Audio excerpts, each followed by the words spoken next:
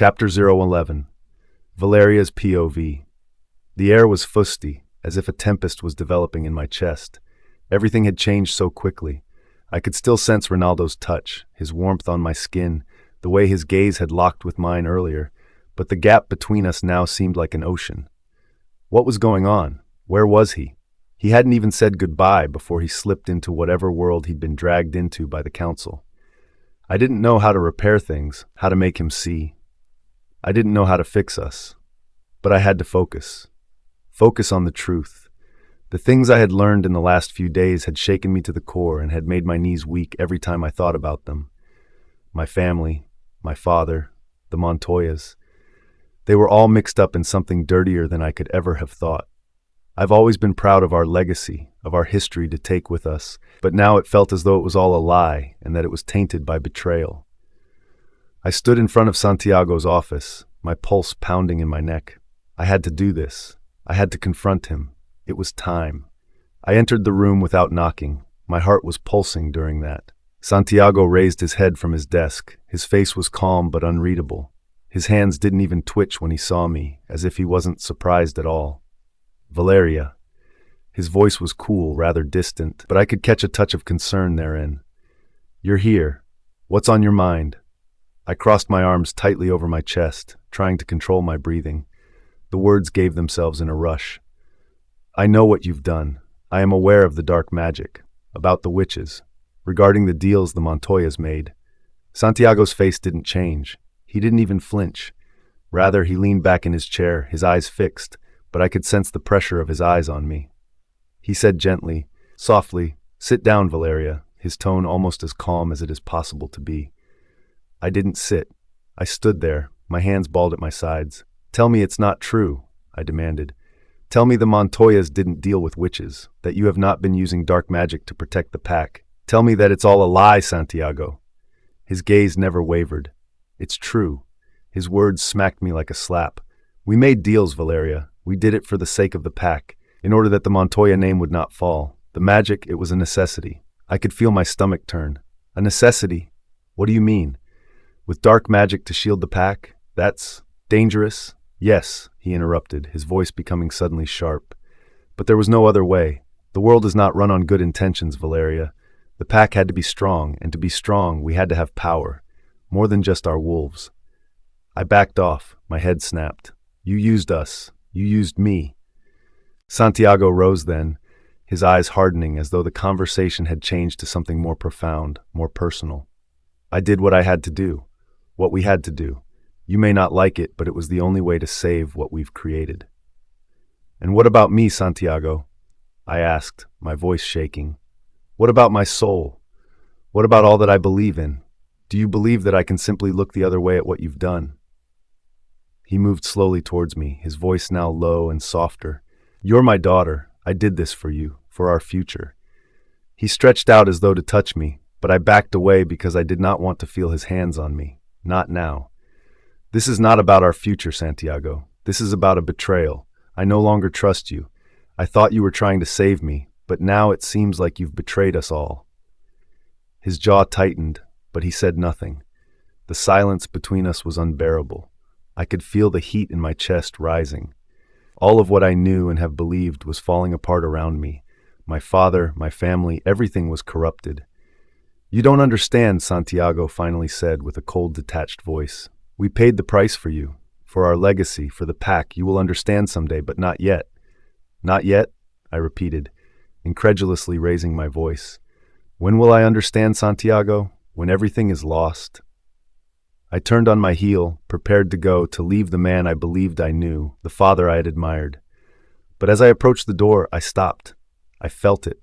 The prick on the back of my neck, the hair on my arms stood up. I wasn't alone. I turned slowly, my eyes searching the shadows in the corners of the room. Santiago's face was unreadable, but I could see something in his eyes. Fear. Something dark. "Who's there?" I demanded, my voice sharp. Santiago didn't answer. He didn't even move. He was watching me, waiting. And then I saw him. A silhouette of a figure just outside the door of the room in the shadows. His face was half shaded by the shadows, but I could see his eyes, dark, cold as the abyss. I felt my heart stop. Who was he? What did he want? And why was he observing me? Was he a member of the same darkness that had taken my family? Chapter 0112, Ronaldo's POV. I could sense the council's ultimatum weighing me down like a boulder that couldn't be lifted and couldn't be ignored either. They wanted me to pick power or my soul. I just knew that this moment would come, but I wasn't prepared. Was I ever going to be ready for something like this at all? Seated alone in my office, my fingers beat the periphery of my desk as the words were repeated in my mind endlessly. The all-powerful Underworld Council was offering something that I couldn't turn down. But at what cost? They'd want my loyalty and in my obedience, and in return they'd give me the strength to rule, to control the pack, to make them fear me. But if I paid them their easy money, I was certain down in my gut it would change everything. My relationship with Valeria, the trust of my pack, even my own mind. Alpha, you need to make a decision. And Javier's voice penetrated my thoughts as I entered the room. He was one of my most trusted counselors, his loyalties at no point doubted, and not even he could mask out the worry in his eyes. The council won't wait forever. I turned to him with an attempt to understand his face. What do you think I should do? Javier wavered, looking about as if the walls were eavesdropping. He came nearer and lowered his voice. I think, in my opinion, you should agree with the deal. You can even protect the pack with the power they potentially have. No one can challenge you. Your reign would be unbreakable. His words hung like heavy fog in the air. Javier was right to a degree. Weir was the source of control, of preserving the pack's safety. Why? But come to think of it, there was Valeria. How was I to make such a move toward her? How was I to shield her from a choice that could ruin me? I'm not sure that's the right choice, I mumbled to myself, reclining in my chair and attempting to winter my breath. Power is dangerous. I've witnessed what it does to people. Javier shrugged, his gaze unwavering. It's not about what it does to you, Alpha. It's only about what it does to the pack. They will join you if they consider you, indeed follow you, worthy of respect. And respect comes with strength. I balled my fists as I attempted to stem the rising tempest inside me. It was all too much. The decisions, the pressure, it was suffocating. I wanted answers from the pack, not just Javier, but I knew that they wouldn't give me what I wanted to hear. Another advisor, Lara, entered the room. Her keen eyes rested on me, and I could read the tension in her position. She was more cautious, always searching around the shadow for the lurking danger. I've heard rumors, Ronaldo, she said in low voice. It's not only about power, taking the deal with the council. It's about losing yourself. They won't let you leave once you have agreed. The magic that they have, it's not something under your control. It controls you. I gulped hard, the words feeling like a stone in my stomach. Losing myself. What if she was right? Why, if I were making that step, would I ruin everything I loved? Valeria, my pack, my very soul. The silence that filled the room was long, between the choices I couldn't make. We had been through so much as a pack. Was I indeed able to make her carry the burden of my choice of the easy way? Or should I try the harder route, the route that may cost me everything I've struggled for? I don't know what to do, I whispered, barely audible. I don't know what's right anymore. Before Javier said anything again, Javier and Lara exchanged a glance. You'll figure it out, Alpha. You always do. But I wasn't sure. I was sure of nothing anymore. I suddenly rose to my feet, shoving my chair back so that it slid along the floor. I need to think, alone. I left the office with their advice on my shoulders, as if smoke could be felt in an invisible way. The hallway extended before me, dark and still.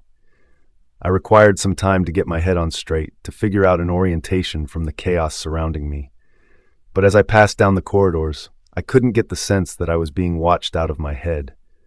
A weird cold went up my back, and I couldn't help but look back over my shoulder. Nothing, only shadows. But there was restlessness in me. It had me, and it slowly grew stronger and deeper with every step. I ventured out to the courtyard, believing that the refreshing air of the night would clear the mist of my thoughts. The full moon hung there, dimming hills and forests with its light as they covered the packed territory. It was supposed to be something peaceful, but it felt far from it. My pack was relying on me to make the correct choice, but it was so dark that I was sinking deeper every second I waited. I was Alpha now. The title weighed heavily on me. A loud crash far away distracted my thoughts. I turned to see what the noise was, my heart thumping. No, not now. "Ronaldo," a voice called, and I could see Victor very soon running to me, with his eyes wide with fear. "We're under attack. Rogue wolves. Malik Blackthorn at the head of them." My stomach dropped. Malik. We had suffered for years under the Blackthorn pack, and yet I have never imagined this. Not now, not when everything else was falling apart anyway. Pacing over to the edge of the courtyard, my brain was in a turmoil. The pack was under attack. My pack was threatened, and I had to do something. But if my own soul felt like it was hanging by a thread, how was I supposed to concentrate on the threat? How was I supposed to protect them when I didn't even know the decision I was about to make? "Ronaldo, they're coming!" Victor roared, and this interrupted my thought processes. I gazed out at the tree line where the shadows of wolves drifted as a storm would in the pale moonlight, dark forms in the night. This was it, the moment of truth. Can I make the right decision under pressure? Should I lose control now when I really need it? Everything was on the line. Everything. Chapter 0113. Emiliano's POV. I don't know how long I've been sitting here, just looking at the ground, trying to figure out everything. Whenever I close my eyes, I see my father's face. The disappointment in his eyes is more painful than anything else. He doesn't understand. He doesn't want to understand. I don't even believe he cares anymore. Emiliano, my mate, chimes internally in my head. It's soft, soothing, like a gentle breeze attempting to cool the raging storm within me. Valeria's hands touch mine. Her hand load unbalances me, reminding me I'm not alone in this. But it's difficult, so damn difficult, to maintain my focus when everything seems to be falling apart. "You've been so quiet," she says, but there is worry in her voice. "Talk to me." I shake my head, attempting to dislodge the weight from my chest. I can't. There's too much. My father... He wants me to choose between him and you, between this pack and the one thing I've ever desired, and I don't know what to do. I don't know how to fix this. Her thumb strokes over my knuckles, gentle, gentle. "You don't need to fix anything. All you have to do is be with me, Emiliano. That's all." I exhaled a breath that I didn't even know I was holding. The truth is, I'm scared, afraid of disappointing my father even further. Afraid of losing the one person who actually makes me feel like I'm enough. I have been brought up with the notion that family and duty are first, but with Valeria, it's different. She's not just some girl, she's my mate. The only thing that seems right in a world of chaos. What if it's not enough? I murmur, my voice colored thick with emotion. What if I am not good enough for you? For the pack? Valeria raises my chin, her eyes meet mine. "You're enough. You've always been enough. Don't let anyone tell you otherwise." I gaze into her eyes and feel my heart beating.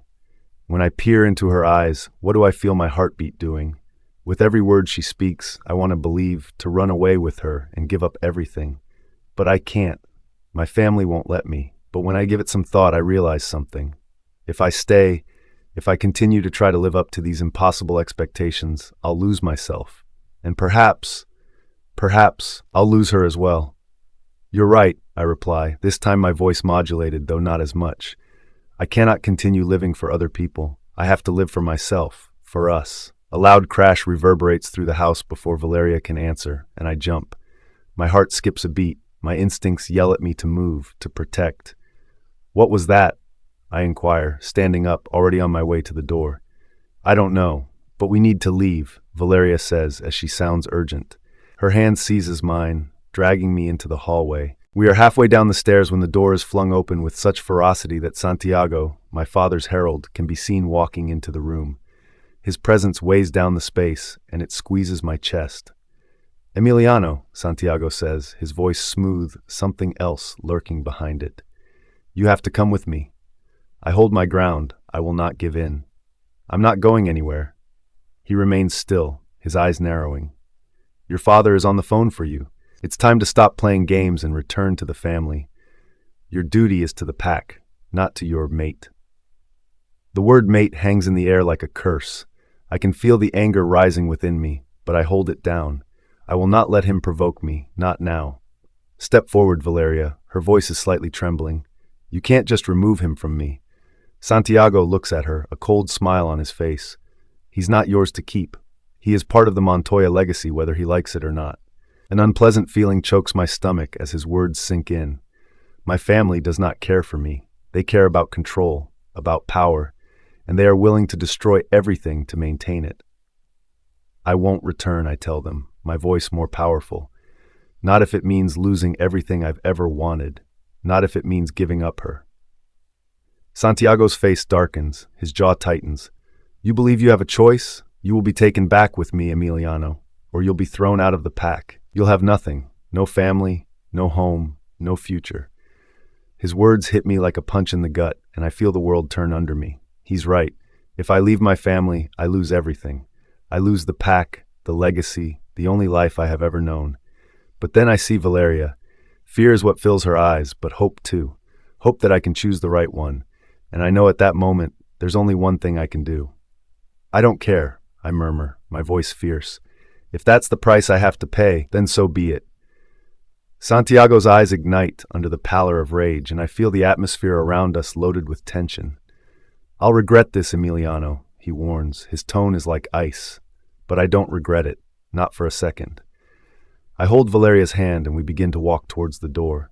Santiago does not hinder us, but I can sense his rage burning behind us. He won't let this go, and I'm not sure what happens next, but one thing is for sure, there's no going back now. Will I be able to stand by my decision? Or is Santiago's threat going to divide everything I've built into pieces? Chapter 014, Mateo's POV. I've always been the quiet type, the faithful beta, the one who never asks for anything, just stands by and helps everyone else, especially Valeria. I've stood by her side through it all, observing her grow, witnessing her pain, experiencing her pain as my own. But lately things have changed. The change in the air can be felt. It's like the weight of a storm gathering, and I can't run away from it. I've wasted too many nights spying on her from the shadows, pretending to be okay when every second I feel like I'm falling apart inside. I can't ignore it anymore. I have to speak to her. I want to know where I am in her world. Because, as much as I would like to be the one to protect her, I'm not sure I can continue doing this if she keeps pushing me away for someone else. She's with Reinaldo now. They're connected in a way that I will never be able to comprehend, and it hurts more than I am willing to admit. I see her in the garden, her back to me, her long hair in the gentle breeze. I inhale and move towards her, and my steps are loud in the still evening air. She turns when she hears me. That soft smile she always wears brightens her face. It makes my heart ache. Mateo, she whispers gently as if she understands what's coming. I stop a few feet from her, the words weighing heavily on my tongue. I open my mouth, but nothing comes out initially. I can't even see her. Valeria, we need to talk, I finally say, my voice rough. Her brow furrows and she moves closer. What's wrong? You're scaring me. I need to know something. I want to know where I am with you. I understand it's not easy, but I can't continue to pretend that I don't care. I can't stand by and let you choose him. The words pour out quicker than I think, like the dam bursts open. She flinches, but she does not avert her gaze. I can see the guilt in her eyes, the doubt. It tears me apart. Mateo, I never aimed to hurt you. You've always been there for me, she says in a low voice. She extends her hand and it touches mine, and I feel the heat of it pass through me. But you know it's Reinaldo. You know what we have? It's something deep. The pain in my chest is like a tightening knot. I would like to say something, to argue, but the truth is I can't. I'm not her mate. I'm not the one she is supposed to be with, and it's been eating me alive, day in and day out. I know, I whisper, but it doesn't make it any easier. I move closer, my hand to her cheek, and for a second I feel the spark, that connection. It has always been there, even though it has never been sufficient. But it's not about me. It's about her and Reinaldo and the future she has chosen. I'm just a shadow in her life, a backup when she needs it. I'll always be here for you. Valeria, I say, and my voice cracks just a little. No matter what, you're my alpha, and I'll follow you even if it's not the way I thought. She looks up at me then, her eyes shining with something that I can't quite identify, sadness perhaps, or regret. She doesn't talk, but I can see it in the slump of her shoulders, the burden of her own heartache. I know you will, Mateo, she says, and her voice is barely audible. That means everything to me. She advances on me, and closing the gap between us before I can prevent it, I embrace her tightly. The smell of her hair, the heat of her skin, it all comes to my senses, and for a moment I allow myself to believe that things are not the same. That she's not divided between me and Reinaldo, that I'm the one she wants. But as I hold her, I can't get rid of the feeling that I'm not the one she needs. And that realization is more painful than any wound I've ever experienced. We remain in that position for a while, and for a second, I believe that perhaps everything will be fine. Maybe I can keep pretending. Perhaps I can continue to be her faithful beta, even if I am nothing more than that. But then, a far-off howl breaks the tenuous moment. It's sharp, desperate, and full of a primal urgency that chills my blood. Another howl is added to it, then another. The wolves are restless, not in the way they are when the moon is full. Valeria moves away from me. Her eyes are wide with alarm. "What's going on?" she says, panic rising to her voice. I do not respond immediately, attempting to understand the howls. There's something off about them. They're not your average pack calls. They're different, uncoordinated. The air smells wrong, too. My senses elect the wolf deep inside urging to burst, to fight. "They're not pack wolves," I say, my voice tight. "They're rogues." The understanding smacks me in the stomach. My loyalty to Valeria and to this pack is being put to the test in ways I never knew. I grab her arm and pull her towards the house. We need to go, now. She doesn't argue, but I can sense the fear emanating from her. We both understand what this means. The rogue pack is advancing. The storm is coming. I have no idea what is going to happen next. I don't know if I can protect her the way she should be protected. And I don't know if I will be able to keep it together when everything around us collapses. But as we head back towards the security of the house, one thought rings out in my head. Will my loyalty be sufficient to save her? Or will the storm rip us all apart? Chapter 15, Valeria's POV. I can feel the tension of the atmosphere, the type of pressure that squeezes your chest, making it difficult to breathe. It's not only the cold, but the wind is bitter tonight. It's the weight of what is to come. I don't need anyone to explain to me what's going on. The rogues, whose leader is Malik Blackthorn, are bearing down. Out in the distance I hear them, howling, sending a warning over the night. I can feel it too. The way the earth feels wrong under my feet, even the wind seems to hold its breath.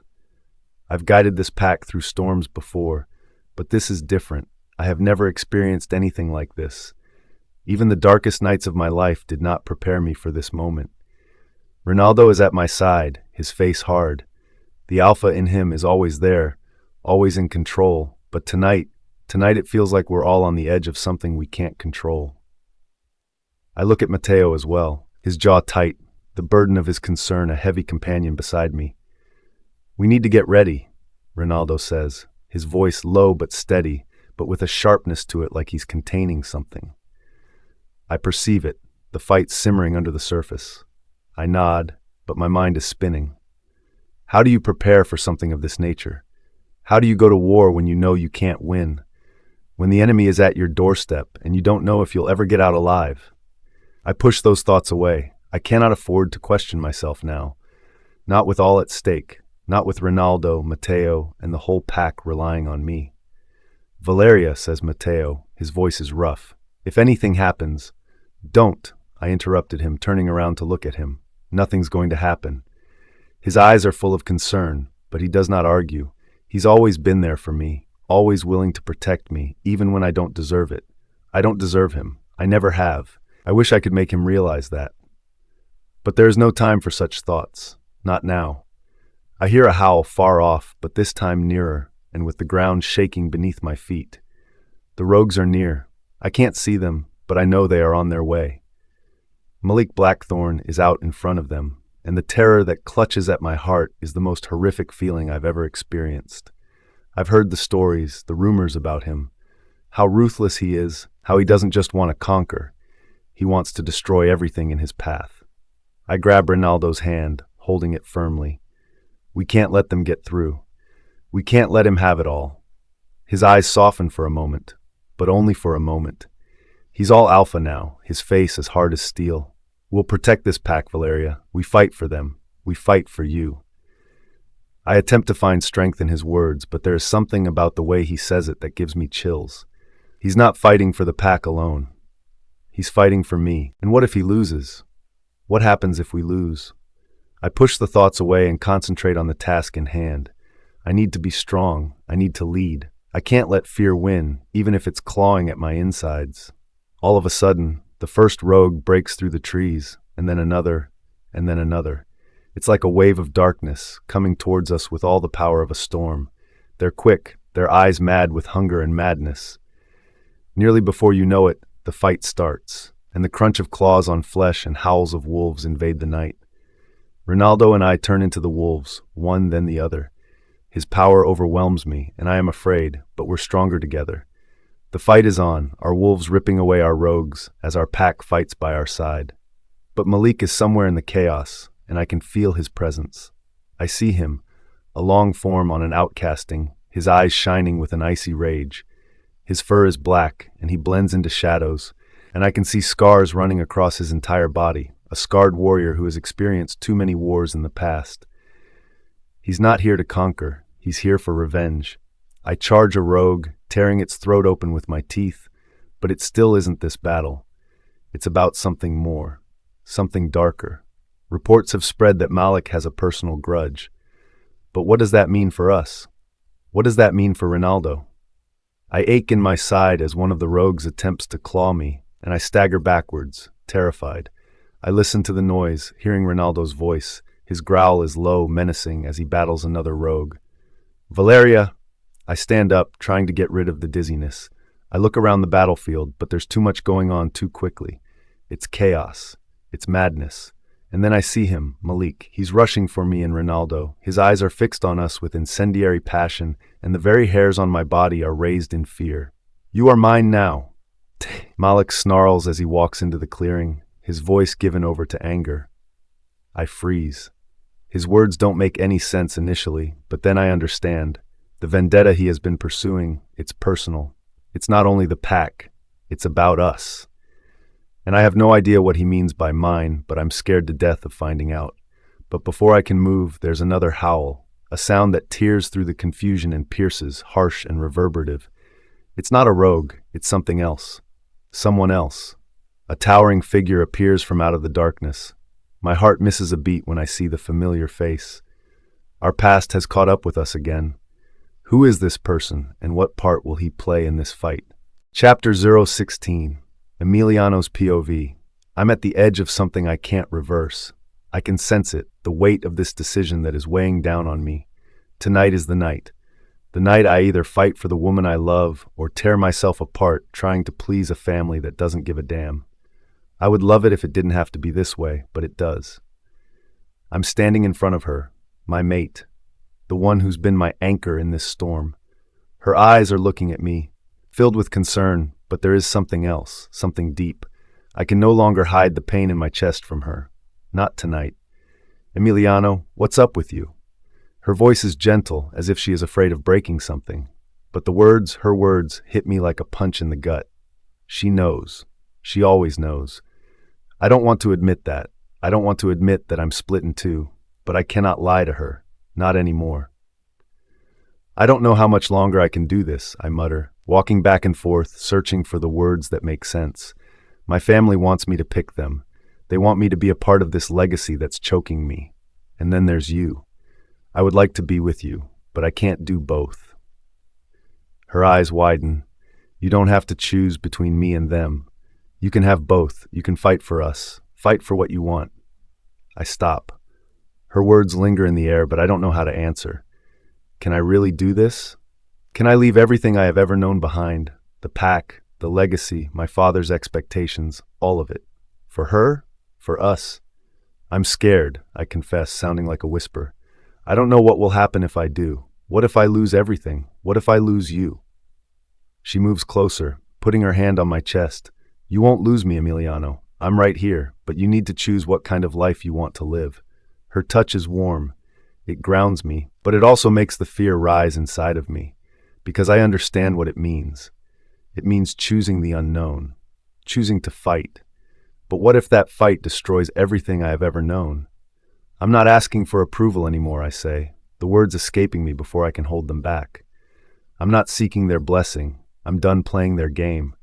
I'm done being their puppet. I'm done pretending. Her eyes are lit up with something almost like pride, but it's tinged with worry. Then fight for us. Fight for what's yours. I agree, but doubt continues to gnaw at me. I wish it was that easy. But the fact is, nothing is simple when it comes to my family. My father, Santiago, isn't going to let me go that easily. The idea of him, the idea of confronting him gives me a cold shiver down my spine. I know what he'll say. I know what he'll do. But it's too late to go back now. The moment is here. I'm standing in front of Santiago, my father, the man who's made my life a living hell since I can remember. The pressure we feel towards each other is unbearable, thick with unspoken words. You've got some nerve coming here, Emiliano, he sneers, voice as cold as ice. I'm not asking for your approval anymore, I say, my voice even though my chest is pounding. I'm done with your legacy, finished with all that you have imposed on me. I'm charting my own course now, his eyes narrow with fury in them. You believe you can simply leave everything behind? From this pack? From the legacy I've built? You're a fool. You can't control me anymore, I say, my voice strong though fear is clawing at my insides. I'm not your puppet. I'm through pretending to be what you want me to be. Santiago advances a step, his fists clenched. If you choose this life, if you choose her over this pack, you'll be exiled. You won't have a place here, no future with us. I breathe deeply and my heart races. I've never felt so alive, so free, and so terrified, but it's too late to turn back now. Then exile me, I say, and I mean it. My words slice through the quiet like a knife. His face darkens, and for a second I think he's going to explode. But rather, he takes a step back, his eyes filled with rage. Do you think this is a game, Emiliano? Do you believe you can leave all that I have built for you? You'll regret this. Mark my words. The words hang in the air thick with the promise of something I cannot avoid. The air seems to be closing in on me and is suffocating me with the weight of my choice. But I won't back down. Not now, not when I've finally found something worth fighting for. As I turn to go, I can feel the burn of Santiago's words in my chest. Will I regret this? Will I lose everything, even her? I don't know. But one thing is for sure, I'm not going to let fear control me anymore. I will stand up for her, for us. But what happens now? What will Santiago do next? And what if I lose everything I've ever known? Chapter 17. Valeria's POV. I don't know when I began to feel the walls closing in, but now all I can feel is that. Each breath, more labored than the last, the weight of betrayal leading me down. I should have known that it wasn't just the rogues that were causing problems. It was worse. Something more profound, something I wasn't prepared for. The Montoya pack has always been my family. I've lived my life trying to protect them, to hold everything together. But the fact is, everything is falling apart, and I don't know whom to trust anymore. The meeting tonight was supposed to be a strategy meeting, a solution to the problem of rogue wolves. But instead, I'm standing in front of a person who I never thought would betray me. Never thought they would betray us. You've been working with them? The shock is real, and I can barely get the words out. It freezes my bones. The person standing in front of me, the person I thought I knew, the person I trusted with my life, nods. The cold, empty eyes give me chills in my stomach. It wasn't personal, they say, their voice too calm, too calculated. You wouldn't understand. I did what I had to do. My heart beats faster, but it's not fear that I feel. It's anger, deep, burning anger. How could they? How could they rip us apart like this? You betrayed us. My voice cuts through, penetrating the heavy air in between us. The pack, the family, all that I have worked for, you just threw it all away. I did it for survival, they say, their face a blank. For my own survival. I did what had to be done before you all tore yourselves apart from the inside. They interrupted themselves, looking almost apologetic for a moment. I didn't have a choice. I move one step forward, my hands balled into fists. There's always a choice. You could have come to me, to us, but instead, you chose the enemy. You preferred them over all that we've created. Don't you get it? They sneer, their voice rising in frustration. It was falling apart even before I came in. You believe your family can keep it together? You believe your precious pack is as strong as you think? You're wrong. I did what I had to do to maintain some semblance of control. I feel like I've been slapped in the face. The words sting more than they ought to. The truth, they just keep dragging me down. So that's it? You've sided with the rogues? To bring us down from within? Is that what you are saying to me? They don't respond. Instead, they look at the door, and I know, down deep, that they're going to make a run for it. I can't let that happen. Not after all that I've just heard. You're not going anywhere, I snap, grabbing their arm, bringing them to a halt. They jerk away, eyes wide, but I'm not backing down. I won't let them get away from me, not after what they've done. Valeria, please, they plead, and suddenly their voice is soft, almost pleading. I didn't intend for things to get this far, but now it's too late. You can't stop this. You can't stop what's coming. The words hit me like a gut punch. What's coming? What does that even mean? I can feel the fear crawling up my spine. What are they attempting to convey to me? Tell me what you've done, I demand, my voice quivering, not for fear. I'm so close to losing control. Who else knows? Who else is involved? They don't respond, but their eyes say it all. This isn't just about them. This isn't just about betrayal. It's about something much bigger. They pull away and run for the door, rushing out into the night before I can reach for them again. I see them fade into the shadows, and I am standing there, heart pounding and my head a whirl of thought. I know what I need to do. I have to expose this. I need to tell the pack what's happening. But what if I do? What if the pack breaks up? What if I lose everything I've fought to defend? But I cannot let this go. I can't keep this secret. My heart is thumping in my chest, confused and doubting my thoughts. There's no going back now. I have to decide. Do I tell the pack, gamble everything, and gamble the unity we have left? Or do I keep it to myself and attempt to deal with it myself? The tension in my chest is drawn as I watch the door, knowing what is at risk. I can feel the weight of it, the pressure pressing against my ribs. If I reveal the betrayal, will it destroy everything? Will they ever trust each other again? What happens now? Who do I trust? Chapter 18, Reinaldo's POV. I am standing in front of the big table in the war room.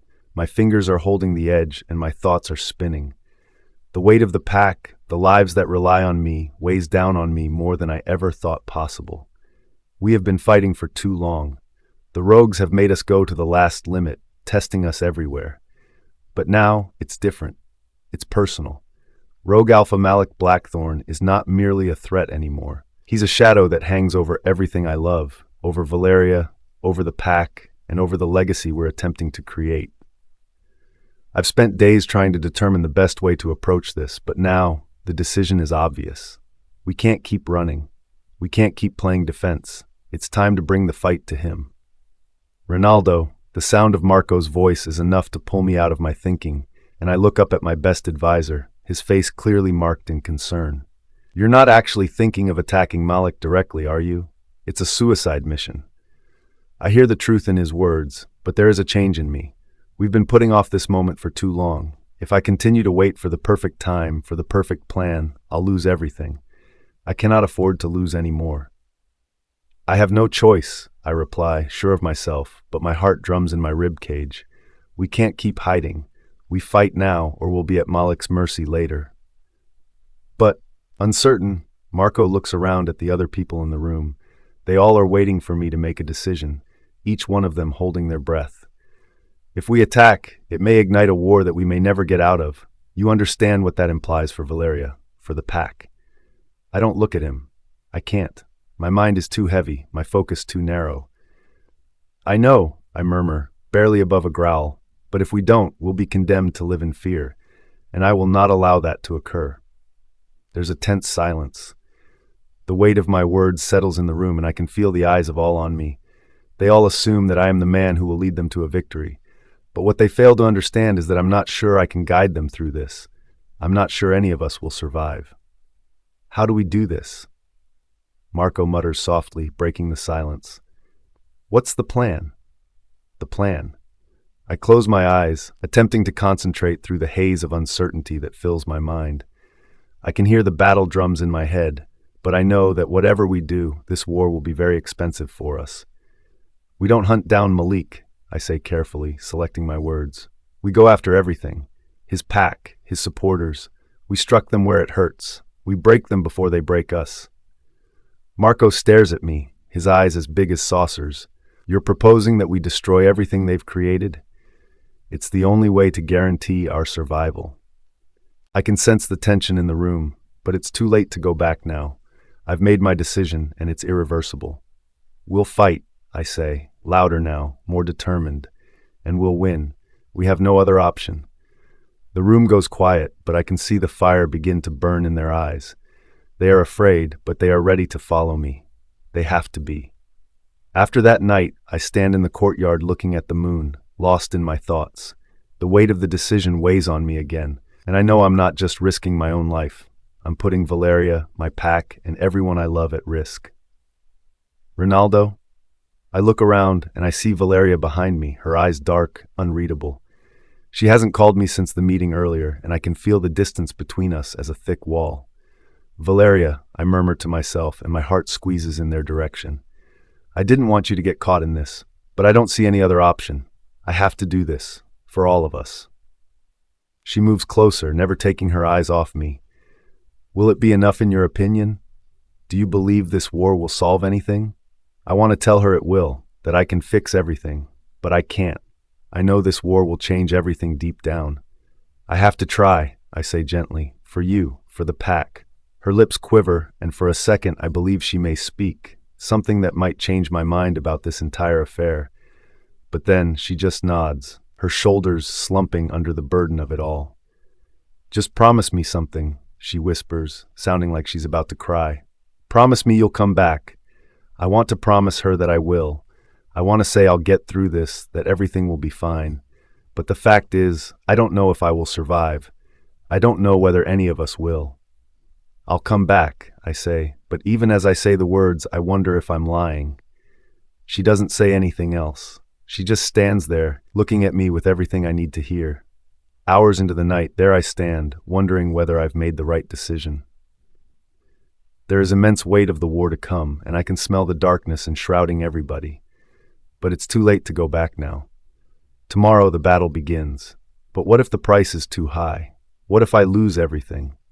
What if Valeria won't be on my side? I can't lose her. I can't lose the pack. But what if I do? The question haunts me as I stand there, looking at the horizon, waiting for the inevitable to come. Chapter 0119, Emiliano's POV. The pressure in my chest is unbearable. The voice of my father, his expectations, his cold eyes, they've been my prison for years. And here I am, outside his office, the walls closing in around me, and I know I can't continue to live like this. I used to think that by obeying his orders, by being in line with everything he required, that was the right way. But with Valeria, everything's changed. Her presence, her love, it tugs at me in a way that makes me wonder about everything I've ever known. I've always been the good son, the one who did what was supposed to be done. But that was before I understood that being good was a betrayal of myself, a betrayal of my heart. The door to his office stands before me, and for the first time I don't hesitate. I move forward and open the door without a second thought. He is standing at the window with his back to me. The image of him, tall, strong, but somehow cold, chills my blood as well. I have spent my entire life attempting to win his approval, attempting to meet his impossible standards of living. But now, standing in front of him, I know something has to be changed. He does not turn around at first, doesn't acknowledge me at all, but I can feel his presence in the room, oppressive and oppressive. Finally, he speaks, his voice is low and clipped. You're late. I exhaled, steadying myself. I'm not here to apologize. He turns to look at me then, his eyes narrowing, as if he's already readying himself for whatever excuse I'm about to come up with. But this time, there are no excuses. I'm done, I say, the words coming out louder than I anticipated. I'm through with doing what you want. I'm through with living by your rules. The silence between us is long, thick, and awkward. My chest pounds, but I stand my ground. This is it. I can't go back. You don't know what you're talking about. My father says, his voice even colder. You're discarding everything, your family, your legacy, your position in this world, all for her. His words pierce deeper than I care to admit, but I don't flinch. Not this time. I'm not throwing anything away. I'm choosing my future, my own future. and it's with Valeria. The look he gives me is a combination of disbelief and anger, and I see it in his eyes. He never thought I'd say those words. Never imagined that I would prefer someone else to him. "You're making a huge mistake," he warns, advancing closer. "She's nothing but a distraction, a weakness." I can feel the anger rising up inside me at the way he always puts her down, as if she doesn't matter, as if I am nothing. "You don't get it," I say, the strength of my words shaking my voice. "She's not a weakness, she's my mate, and I'm not leaving her. Not for you, not for anyone." There is a long pause, and I can see the change in his face, the dawning realization that I've escaped, that I no longer care about his opinion, and for a moment I believe he may understand. But then the anger flares up again, darker than ever. "You'll regret this," he growls, and his voice is a low threat. "You'll see how much you're wasting. You'll see that you're nothing without me." The words hurt more than I want them to. But I hold my ground, not allowing him to break me down once more. I will not be his puppet any longer. "I'm not nothing," I say softly, moving closer to him, my voice filled with finality. "I'm Emiliano Montoya, and I'm going to live my life on my own terms." The instant I say those words, something within me is released. A burden is lifted from my chest, and for the first time in my life I feel light, free. The chains that have kept me for so long have disappeared. My father looks at me for a long time, his jaw clenched, his eyes blazing with fury, but he has nothing more to say. The battle is over. I turn and leave the room without looking back. Outside, the air feels different. It's like I'm taking my first breath. I've been holding my breath for years, and now I can finally breathe out. I find Valeria in the courtyard, by the garden, her back to me. When she hears my footsteps, she turns, her eyes full of uncertainty, as if she's waiting for me to tell her what I've done.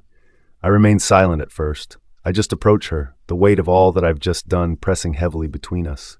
When I get to her, I stop, looking into her eyes. For a second, I am lost in her look. Our connection is stronger than ever. "You're shaking," she says quietly, extending her hand to touch my arm. "I did it," I say, my voice barely audible. I told my father I'm through with him." Her face softens, but I can see the worry in her eyes. "Emiliano, are you sure of this? What if—" "I'm sure," I interrupt, holding her hands in mine. "I'm sure because for the first time, I'm doing what's right for me and what's right for us." She pauses, looking into my eyes, looking for something. "But what about your family? What about all that we have just left behind?" "I've already lost them," I say softly. "I've been losing them for decades, but I'm not losing you. Not now. Not ever." She moves closer, and her breath becomes faster as I embrace her in my arms. I feel the warmth of her body against me, the softness of her skin, and for a moment the world outside doesn't matter. All that counts is her and me. But as things get more passionate, something changes in the air. There's a tension that I can't really define.